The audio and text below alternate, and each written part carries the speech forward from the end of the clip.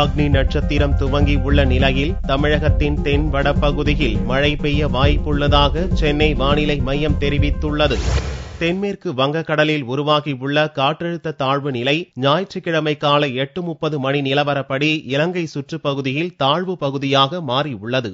இதுகுறித்து சென்னை வானிலை மைய இயக்குநர் ரமணன் செய்தியாளர்களிடம் பேசிய போது, இலங்கை சுற்றுப்பகுதியில் காற்றழுத்த தாழ்வு நிலை உள்ளதால் அடுத்த 24 மணி நேரத்தில் தமிழகத்தின் தென் மாவட்டங்களில் பல்வேறு இடங்களிலும் வட மாவட்டங்களில் சில இடங்களிலும் மழை பெய்ய வாய்ப்பு உள்ளதாக தெரிவித்தார்.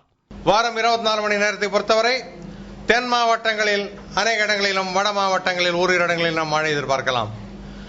தமிழகம் மற்றும் புதுச்சேரியை பொறுத்தவரை ஓரிரு இடங்களில் கனமழையும் இருக்கக்கூடும்.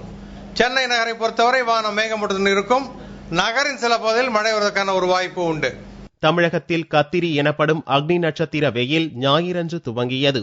ஆனால் தமிழகத்தின் பல்வேறு மாவட்டங்களில் பரவலாக மழை பெய்தது பொதுமக்களை நிம்மதியடைய வைத்துள்ளது. தென் மாவட்ட மக்களின் கோடை வாசஸ்தலமான கொடைக்கானலில் கடந்த 2 நாட்களாக வெயிலின் தாக்கம் குறைந்து மிதமான சூழ்நிலை நிலவியது. தொடர்ந்து 1 மணி நேரத்திற்கும் மேலாக மழை கொட்டி தீர்த்தது.